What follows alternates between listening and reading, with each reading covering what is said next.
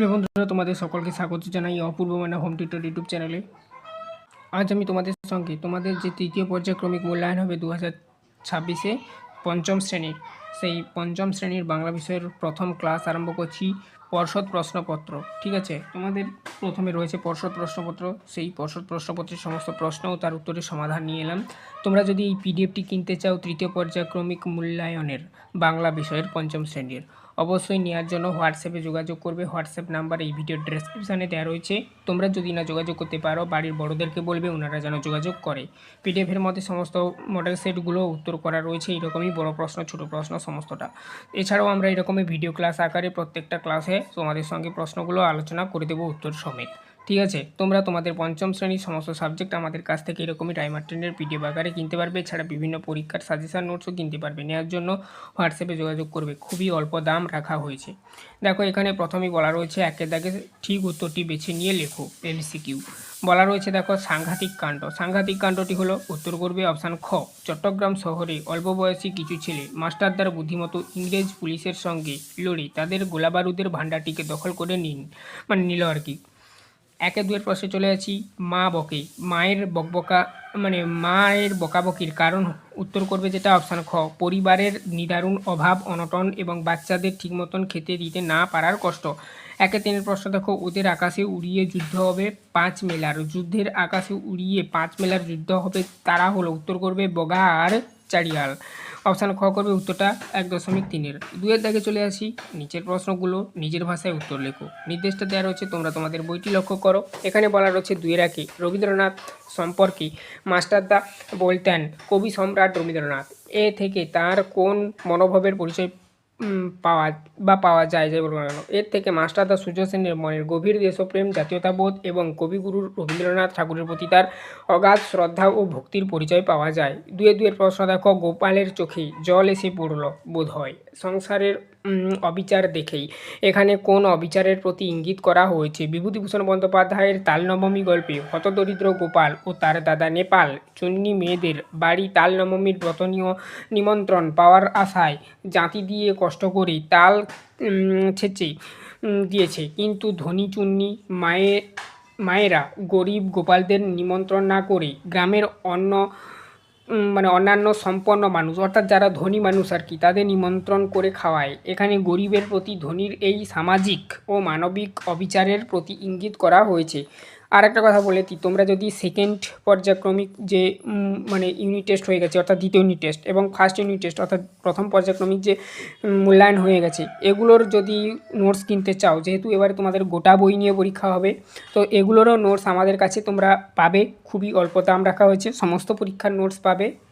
এবারে তৃতীয় পর্যায়ক্রমিক মূল্যায়নেরও নোটস কিনতে পারবে, প্লাস আগের যে দুটো পরীক্ষা হয়ে গেছে সেগুলোরও নোটস কিনতে পারবে, ঠিক আছে। সমস্ত সাবজেক্টের, শুধু গণিত বাদে, পঞ্চম শ্রেণীর কথা বললাম। 6, 7, 8, 9, 10 এগুলোর এমনিভাবেই নোটস আমাদের কাছ থেকে পাবে কম দামে। নেওয়ার জন্য হোয়াটসঅ্যাপে যোগাযোগ করো। বাড়ির যদি কেউ দাদা বা দিদি পড়ে থাকে অন্যান্য ক্লাসে, তাদেরকে বলো, ঠিক আছে। তারপরে দেখো নেক্সট 2-3-এর প্রশ্ন বলা রয়েছে, দেখো, পেট কাটা চারিয়ালের কথা শুনে একটা দীর্ঘশ্বাস ফেলল। পেট কাটার এভাবে দীর্ঘশ্বাস ফেলার কারণ কি? শৈলেন ঘোষের আকাশের দুই বন্ধু গল্পে পেট কাটা ঘড়িয়ালটি বুঝতে পেরেছিল যে মানুষের সুতোর টানে তারা আকাশে উড়লেও আসলে তারা মুক্ত নয়, মানুষের হাতের সুতোয় বাঁধনে বাঁধা। তারা বন্দী এবং তাদের এই সুন্দর বন্ধুত্ব ও আকাশে ওড়ার আনন্দ যে কোনো মুহূর্তে সুতো কেটে যাওয়ার আশঙ্কায়, ঠিক আছে, শেষ হয়ে যেতে পারে। নিজের এই পরাধীনতার কথা ভেবেই পেট কাটা দীর্ঘশ্বাস ফেলেছিল। সুতো কেটে গেলে তো আর ঘুড়ি মাটিতে পড়ে যাবে, আর উঠতে পারবে না আকাশে। তাও এই ভেবেই তারা দীর্ঘশ্বাস ফেলেছিল আর কি সে। তারপর দেখো 3 প্রশ্নের উত্তরগুলো দেখব। নিচের প্রশ্নগুলি কয়েকটি বাক্যে উত্তর লেখো। ঘুমের মধ্যে ওসব কি হিজিবিজি স্বপ্ন সে দেখেছিল? কার স্বপ্ন দেখার কথা বলা হয়েছে? তার স্বপ্নকে সে নিজেই হিজিবিজি বলেছে কেন বলে তুমি মনে করো? এখানে প্রশ্নের উত্তরটা দেখে নাও। এখানে তালনবমী গল্পের বালক চরিত্র গোপালের স্বপ্ন দেখার কথা বলা হয়েছে। গোপালের দরিদ্র হওয়ায় তালনবমীর ভোজ খাওয়ার জন্য তার মনে তীব্র আকাঙ্ক্ষা ছিল। সেই অপূর্ণ ইচ্ছার কারণে সে ঘুমের মধ্যে অবাস্তবভাবে দেখে যে সে চুন্নি মায়েদের বাড়ি গিয়েই চমৎকার সব খাবার, লুচি, পায়েস, তালের পিঠে ইত্যাদি খাচ্ছে। ঘুম ভাঙতেই যখন দেখে সব ফাঁকি, ঠিক আছে, তখন হচ্ছে বাস্তব ও স্বপ্নের এই অমিল দেখেই সে নিজের স্বপ্নকে হিজিবিজি বলেছে। 3-2 প্রশ্ন দেখো বলা রয়েছে, তারপরই সেই আশ্চর্য ঘটনা ঘটে গেল। কোন ঘটনাকে আশ্চর্য বলা হয়েছে? মনে করো তুমি তখন রয়েছ সেই মানুষের ভিড়ে, তোমার মনের অবস্থা কেমন হবে তা কল্পনা করে কয়েকটি বাক্যে লেখো। দেখো উত্তরটা কি লিখবে? আকাশের দুই বন্ধু গল্পে চারিয়াল ও পেটকাটার ঘড়ি দুটি যখন সুতো কেটে মুক্ত হয়ে নিচে পড়ে না গিয়ে একসঙ্গে কাঁধে কাঁধ মিলিয়ে আকাশের আরও উঁচুতে মেঘের দেশে উড়ে চলে গেল, সেই ঘটনাকে আশ্চর্য বলা হয়েছে। আমার অনুভূতির কল্পনা, এরকমই একটি পয়েন্ট করবে তোমরা, যেমনটা তোমরা নোটসের মধ্যে দেখতে পাচ্ছ। দেখো কি লিখবে? আমি যদি তখন ওই মানুষদের ভিড়ে থাকতাম তবে ঘুড়ির দুটি এই মুক্ত আকাশে ডানা মেলার দৃশ্য দেখে আমার মন আনন্দে ও বিস্ময়ে ভরে উঠত। পূর্ণচ্ছেদ দিয়ে লিখবে, সুতো কেটে মাটিতে আছড়ে পড়ার বদলে তাদের এই স্বাধীনভাবে উড়ে যাওয়ার কথা দেখে আমার মনে হতো বন্ধুত্ব ও স্বাধীনতার জয় সব বাঁধনের ঊর্ধ্বে। 4 দাগের প্রশ্ন দেখবো এবারে। দেখো 4-এ নির্দেশটা দেওয়া রয়েছে, নিচের প্রশ্নগুলি নিজের ভাষায় উত্তর লেখো, অনুচ্ছেদ রচনা। দেখো এখানে অনুচ্ছেদ রচনা আকারে লিখতে হবে আর কি, এই জন্য বলা রয়েছে তোমাদের বইতে এটা। 4-এর প্রশ্ন দেখো, রবীন্দ্রনাথ রবীন্দ্রনাথ আর কি, বা রবীন্দ্রনাথ ঠাকুর যাবো না কেন, আমাদের ভারতবর্ষের এক মস্ত বড় সম্পদ, ঠিক আছে, সাথীদের একথা বলতেন মাস্টারদা সূর্য সেন। কাব্য সাহিত্যে রবীন্দ্রনাথের অবদান সম্পর্কে বন্ধুদের তুমি কি বলবে? সেই সম্পর্কে একটি অনুচ্ছেদ রচনা লেখো বলা রয়েছে। এবারে দেখো উত্তর কী লিখবে? ব্যাকেটের মধ্যে অনুচ্ছেদ বলে লিখবে, লিখে এরকমই দেখো বলবে যে কবিগুরু রবীন্দ্রনাথ ঠাকুর বাংলা সাহিত্য তথা বিশ্ব সাহিত্যের এক উজ্জ্বল নক্ষত্র এবং আমাদের ভারতবর্ষের শ্রেষ্ঠ সম্পদ। কাব্য সাহিত্যে তার অবদান অতুলনীয়। তিনি বাংলার কবিতাকে আধুনিকতা ও বিশ্বজননীতার রূপ দিয়েছেন। তার গীতাঞ্জলি কাব্যগ্রন্থের জন্য 1913 সালে তিনি এশিয়ার প্রথম নোবেল পুরস্কার লাভ করেন, যা বিশ্ব দরবারের ভারতবর্ষের সম্মানকে এক অন্য উচ্চতায় নিয়ে যায়। তার কবিতা ও গান ভারতের স্বাধীনতা সংগ্রামীদের মনে দেশপ্রেমের আগুন জ্বালিয়েছে। মাস্টারদা সূর্য সেন নিজেই তার বিপ্লবীদের রবীন্দ্রনাথের কবিতা পড়ে শোনাতেন। শুধু কবিতা নয়, গান, ছোট গল্প, উপন্যাস ও নাটকের মাধ্যমে তিনি আমাদের সংস্কৃতিকে সমৃদ্ধ করেছেন। আমাদের জাতীয় সঙ্গীত জনগণ অধিনায়ক জয় হে তারই সৃষ্টি, এভাবে লিখবে, পুনচ্ছেদ দেবে। তাই কাব্য ও সংস্কৃতে রবীন্দ্রনাথের অবদান চিরকাল আমাদের গর্ব ও প্রেরণার উৎস হয়ে থাকবে। তারপরে দেখো 5 দাগের প্রশ্নের উত্তরগুলো দেখব, ঠিক উত্তরটি বেছে নিয়ে লেখো বলা রয়েছে। এমসিকিউর প্রশ্ন দেখো 5-এর প্রশ্ন, সে মুখ যে চায়, উত্তর করবে যে পিছলে পড়া ও হোঁচট খাওয়া নেই এমন পথে গড়িয়ে যেতে। তারপর দেখো নেক্সট, একলা কবিতার মস্ত আশীর্বাদের মতন মাথার উপর ইতস্তত ঝরতে থাকে গাছের পাতা। 5-3 প্রশ্ন, বোম্বেগড়ের রাজা কবিতায় রানীদের দাদা ছবির ফ্রেমের আমসত্ত্ব ভাজা বাঁধিয়ে রাখেন, উত্তরটা এটাই করবে। 6 দাগের প্রশ্নের উত্তরগুলো দেখব, নির্দেশ দেওয়া রয়েছে। দেখো 6 দাগের নিচের প্রশ্নগুলি নিজের ভাষায় উত্তর লেখো। দেখো বলা রয়েছে, কেন সেথায় সর্দি হলে ডিগবাজি খায় লোকে, লোকের এমন আচরণের কারণ অনুমান করে লেখো। সুকুমার রায়ের বোম্বেগড়ের রাজা কবিতাটি একটি অদ্ভুত ও খামখেয়ালি নিয়মে রাজ্যের কথা বলে, যেখানে সর্দি হয়ে লোকে ডিগবাজি খায়, কারণ বোম্বেগড়ের রাজ্যে সমস্ত নিয়মকানুনই অদ্ভুত, উল্টো এবং কাণ্ডজ্ঞানহীন। এটি মূলত রাজ্যের অভাব রীতিনীতিকে ব্যঙ্গ করার জন্য কবি কল্পনা করেছেন। এদিক ওদিক টানতে থাকে আমায়, সামান্য একটি কাঠবিড়ালি কীভাবে কবিকে এদিক ওদিক টানতে থাকে। শঙ্খ ঘোষের একলা কবিতায় কবি যখন একাকিত্ব অনুভব করেন, কমা দিয়ে লিখবে, তখন তিনি প্রকৃতির একটি ছোট্ট কাঠবিড়ালি তার চঞ্চল ও ছটপট আচরণ দিয়ে কবির দৃষ্টি আকর্ষণ করে। কাঠবিড়ালিটি লেজ তুলে এদিক ওদিক ছুটে বেড়ায় এবং কবির সঙ্গে যেন এক চোর চোর খেলা খেলে, ঠিক আছে, চোর পুলিশ আর কি, যেটা তোমরা ছোটোবেলায় খেলো এখন বর্তমানে। তারপরে দেখো নেক্সট, তার এই মিষ্টি চাপালতাই কবিকে মানসিকভাবে তার দিকে এদিক ওদিক টেনে নিয়ে যায়। 6-3 প্রশ্ন, তাতেই হবে, তাই তো, কি মানে কিসে কি হবে বলে কবি মনে করেন। দেখো লিখবে যেটা, প্রেমেন্দ্র মিত্রের মিষ্টি কবিতায় কবি মনে করেন যে জীবনের কিছুটা চড়াই উদরাই, হোঁচট খাওয়া কিংবা ঝড় বৃষ্টির মতন দুঃখ বা কষ্ট থাকা প্রয়োজন, কারণ যেখানে কোনো বাধা বা পিছলে পড়ার ভয় নেই, সেই সহজ পথে চলার মধ্যে কোনো কৃতিত্ব বা আনন্দ নেই। জীবনের এই বৈচিত্র্য ও বাধা থাকলেই জীবনটা প্রকৃত অর্থে মধুর ও মিষ্টি হয়ে উঠবে। তারপরে দেখো নেক্সট, নিচের প্রশ্নগুলি কয়েকটি বাক্যে উত্তর দাও বলা রয়েছে। চিবিয়ে খেতে হয় বলে আঁক, মিষ্টি সবার চাইতে। উদ্ধৃতাংশের অন্তর্নিহিত অর্থটি বুঝিয়ে দাও।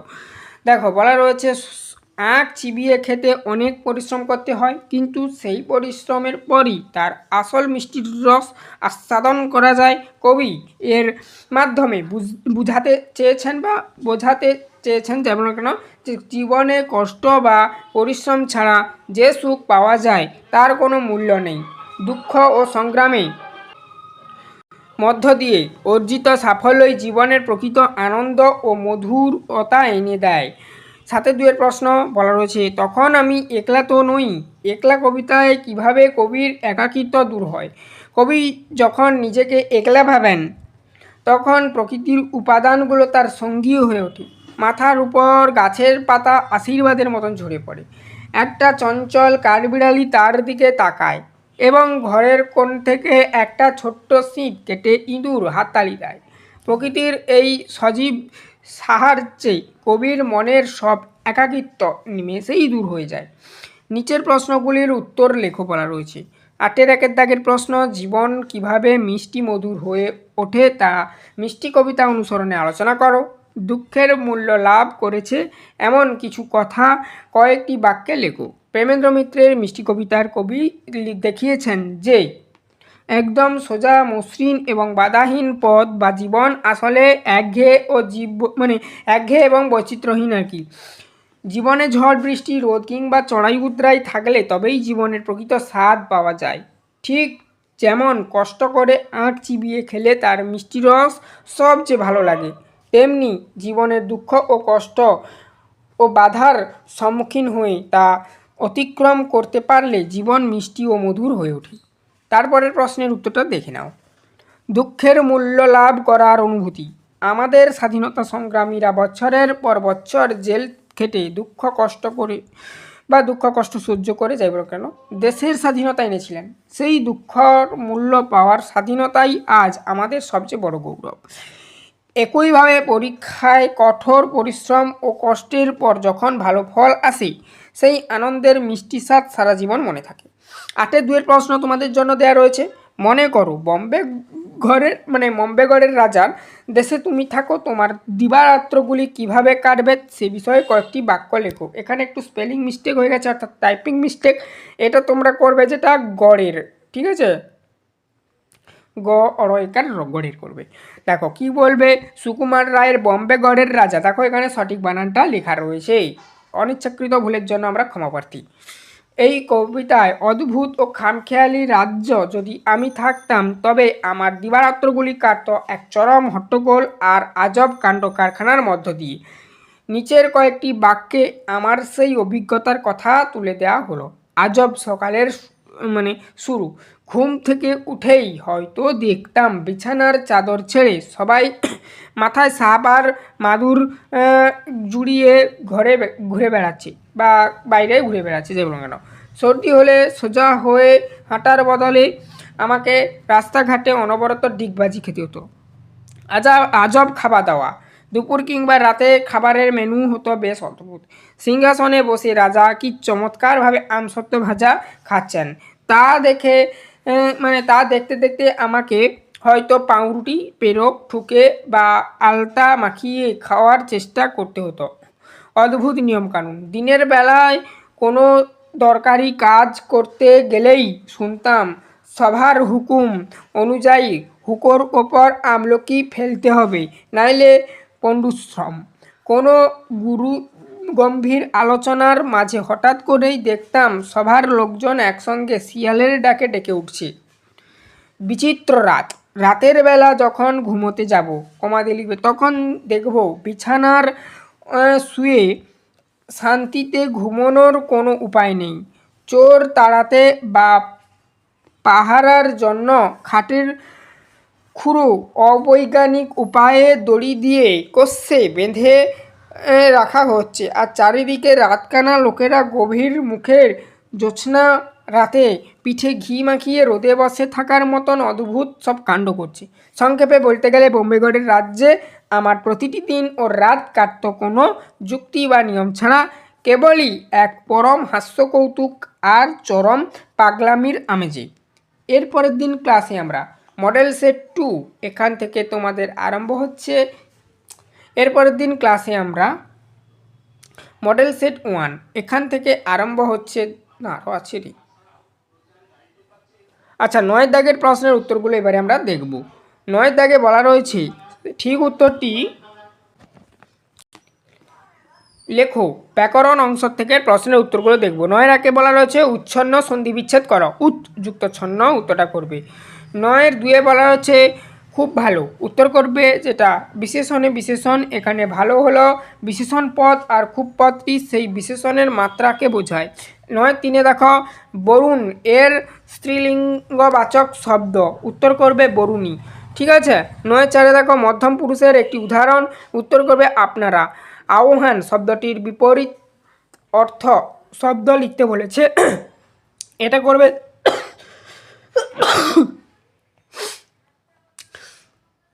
আহ্বান শব্দটির বিপরীত অর্থ লিখবে বিসর্জন। 10 দাগে দেখো বলা আছে নিচের প্রশ্নগুলির উত্তর লেখো। বাক্য কিভাবে তৈরি হয়? যোগ্যতা, আকাঙ্ক্ষা ও আসক্তি একাধিক পদ বা শব্দ যখন একটি নির্দিষ্ট ব্যাকরণগত নিয়মের পাশাপাশি বসে মনের একটি সম্পূর্ণ ভাব প্রকাশ করে তখন বাক্য তৈরি হয়। 10 2 প্রশ্ন দেখো তোমরা আমরা এখানে কি পুরুষ? তোমরা হলো মধ্যম পুরুষ অর্থাৎ শ্রোতাপক্ষ এবং আমরা হলো উত্তম পুরুষ অর্থাৎ বক্তাপক্ষ। পাখিটি বাসায় ফেরে, পাখিটির বহুবচনের রূপ নির্দেশ করে বাক্যটি পুনরায় লেখো বলা রয়েছে।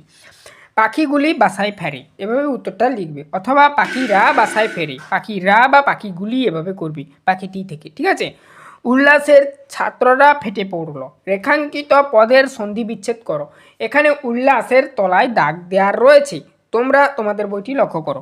এখানে উল্লাসের সন্ধি বিচ্ছেদ হবে উৎ যুক্ত লাস, উল্লাস। তারপর দেখো ক্রিয়ার রূপ অনুযায়ী শূন্যস্থান পূরণ করো। ড্যাশ আগামী সপ্তাহে বেড়াতে যাবেন, উত্তর করবে শূন্যস্থানে তারা অথবা আপনারা অথবা বাবা মা, যেগুলো যে কোনো একটা করতে পারো এতগুলোর মধ্য থেকে। আগামী সপ্তাহে বেড়াতে যাবেন। দেখো বলা রয়েছে যেহেতু ক্রিয়াটি যাবেন অর্থাৎ সম্মানসূচক প্রথম অথবা মধ্যম পুরুষের বহু বচন, এটা মনে রাখবে। অনুচ্ছেদ রচনা বলা রয়েছে, দেখে নাও। রচনার ক্লাস আমি আলাদাভাবে করব, তবুও রচনার যে পার্টটা দেওয়া রয়েছে এই পিডিএফের মধ্যে দিয়েছি। দেখো অনুচ্ছেদ রচনা গরমের ছুটিতে বেড়াতে যাওয়ার অভিজ্ঞতা, গরমের ছুটিতে বেড়াতে যাওয়ার অভিজ্ঞতা, এরকমই করে মেন হেডিংটা তোমরা লিখবে কিন্তু অবশ্যই, আবারও বলছি। তারপরে কি লিখবে? লেখাটা পরীক্ষার ক্লান্তি আর মে মাসের প্রচণ্ড দাবদাহ থেকে মুক্তি পেতে প্রতি বছরই আমরা গরমের ছুটির জন্য অধীর আগ্রহে অপেক্ষা করি। পূর্ণচ্ছেদ দিয়ে লিখবে গত বছর গরমের ছুটিতে আমরা সপরিবারে, ঠিক আছে, পাহাড়ের রানী দার্জিলিংয়ে বেড়াতে যাওয়ার এক অপূর্ব অভিজ্ঞতা হয়েছিল। মানে সপরিবারে যে গিয়েছিল তার হয়েছিল, যে লিখছে চিঠিটা তার হয়েছিল সেটা লিখছে, আর তার সপরিবার গিয়েছিল। সমভূমির অসহ্য গরম আর শহরের ব্যস্ত জীবন থেকে দূরে ট্রেনের টিকিট কেটে যখন আমরা রওনা হলাম তখন মনের মধ্যে ছিল এক তীব্র উত্তেজনা। শিলিগুড়ি পৌঁছানোর পর পাহাড়ি আঁকাবাঁকা রাস্তা বেয়ে আমাদের গাড়ি যখন ওপরের দিকে উঠছিল তখন গরম হাওয়া মিলিয়ে গিয়ে শরীর জুড়ে গেল এক শীতল স্নিগ্ধ বাতাসে। ঠিক আছে। চারপাশে সবুজ চা বাগান এবং পাহাড়ের কোল ঘেঁষে মেঘেদের আনাগোনা দেখে মনের হচ্ছিল যে কোনো এক রূপকথার দেশে চলে এসেছি। দার্জিলিং শহর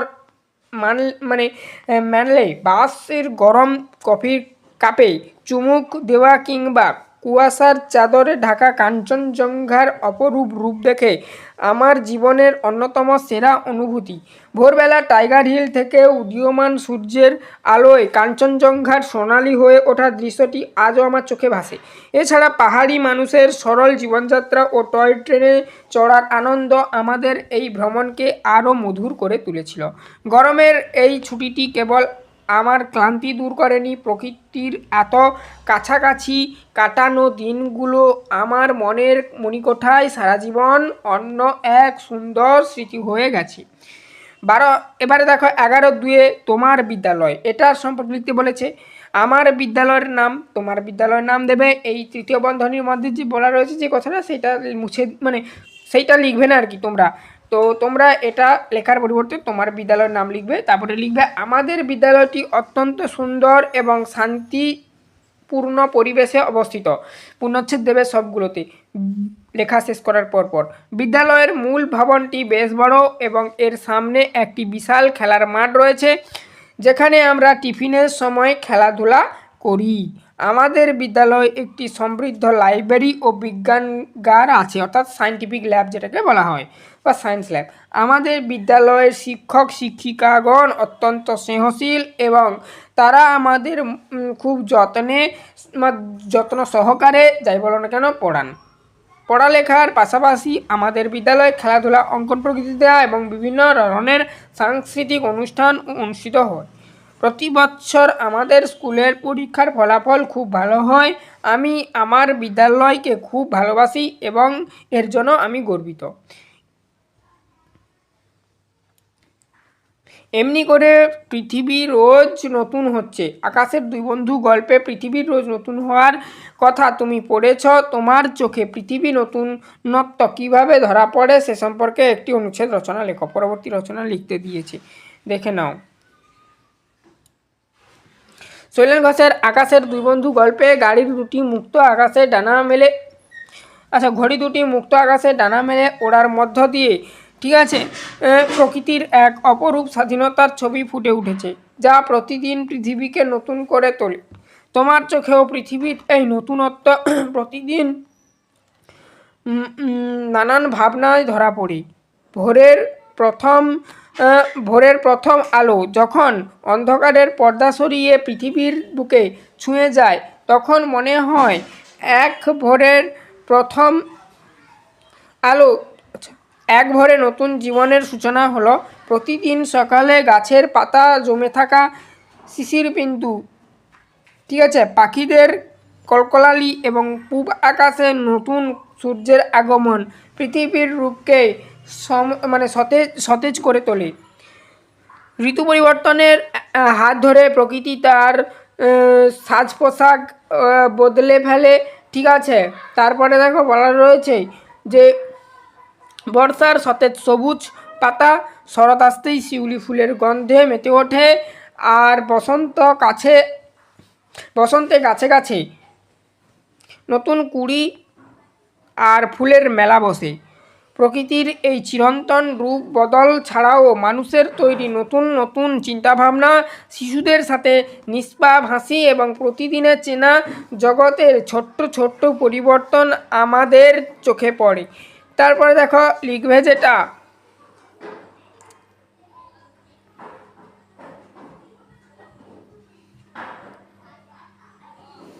পৃথিবীর নতুনকে ফুটিয়ে তোলে। আসলে আমরা যদি একটু ইতিবাচক ও সুন্দর মন নিয়ে চারপাশের দিকে তাকাই, তবে দেখব প্রতিটি দিনই কিছু না কিছু নতুন আনন্দ আর ভাবনা দিয়ে আমাদের সামনে হাজির হয়েছে।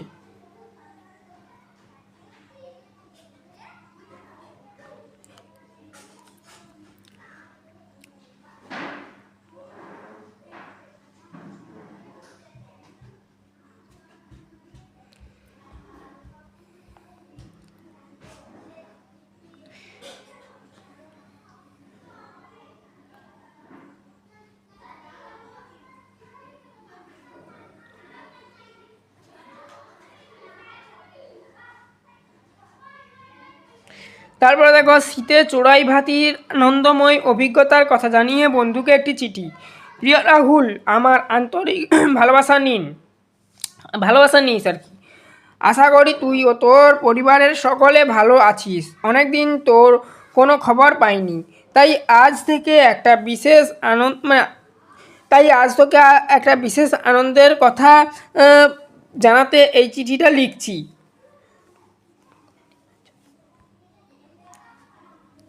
গত রবিবার আমাদের ক্লাসের কয়েকজন বন্ধু মিলে শান্তিনিকেতনের কাছাকাছি একটা নিরিবিলি জায়গায় চড়ুই ভাতি অর্থাৎ পিকনিকের আয়োজন করেছিলাম।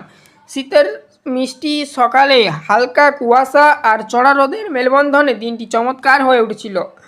আমরা সকালই সবাই মিলে বাস ধরে স্টপেজে পৌঁছালাম।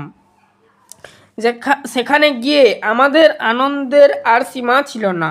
রান্না তদারকি করার পাশাপাশি আমরা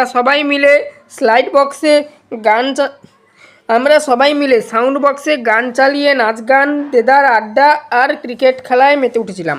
চড়ুই ভাতির আসল মজাটাই হলো সবাই মিলে হাতে হাত লাগিয়ে কাজ করা। আমরা বন্ধুরা মিলে কেউই স্লাড কাটলাম, কেউ আবার জল এনে দিলাম। দুপুরের মেনুতে ছিল ধোঁয়া ওঠা গরম ভাত, ডাল, আলু ভাজা, কচি পাঁঠার মাংস আর সবশেষে চাটনি ও রসগোল্লা। শীতের আমেজে খোলা আকাশের নিচে এমন রাজকীয় ভোজের স্বাদই ছিল আলাদা। দিনটি এত দ্রুত কেটে গেল যে বিকেল হতেই আমাদের মনটা খারাপ হয়েছিল। ফেরার পথে বাসে বসে আমরা শুধু এই সুন্দর দিনটার কথাই আলোচনা করছিলাম। এই চড়ুই ভাতি আমাদের প্রতিদিনের পাড়ার একঘেয়েমি এক নিমেষ দূর করে দিয়েছি। পরের বার তুই যখন গ্রামে আসবি, আমরা দুজনে মিলে এমন একটি চড়াই ভাতির প্ল্যান করব। আজ আর বাড়ালাম না। কাকু ও কাকিমাকে আমার প্রণাম জানাস। তোর চিঠির অপেক্ষায় রইলাম। এভাবে লিখবে। তারপরে তোমার প্রিয় বন্ধু লিখে অপূর্ব লিখবে, বা আমি এখানে জাস্ট একটা সাপোজ নাম দিয়েছি, আমার নামটা, তুমি তোমার নামটা এখানে বসাবে। ঠিক আছে? চিঠির খামের জন্য ডান দিকে তুমি কি করবে, একটি বাক্স করবে। সেখানে কি লিখবে, উপরে হেডিং প্রাপক। তারপরে দেখো নেক্সট বলা রয়েছে রাহুল দাস, যাকে পাঠাচ্ছ তার নাম, প্রযত্নে অমল দাস, তার ঠিকানা, পুরো অ্যাড্রেসটা এরকমভাবে দেবে। এই ছিল মডেল। তো এই ছিল টোটাল তোমাদের পর্ষদের প্রশ্নপত্রের উত্তর বাংলা বিষয়ের পঞ্চম শ্রেণীর তৃতীয় পর্যায়ক্রমিক মূল্যায়নের। এর পরের দিন ক্লাসে আমরা মডেল সেট 1 নিয়ে আলোচনা করব।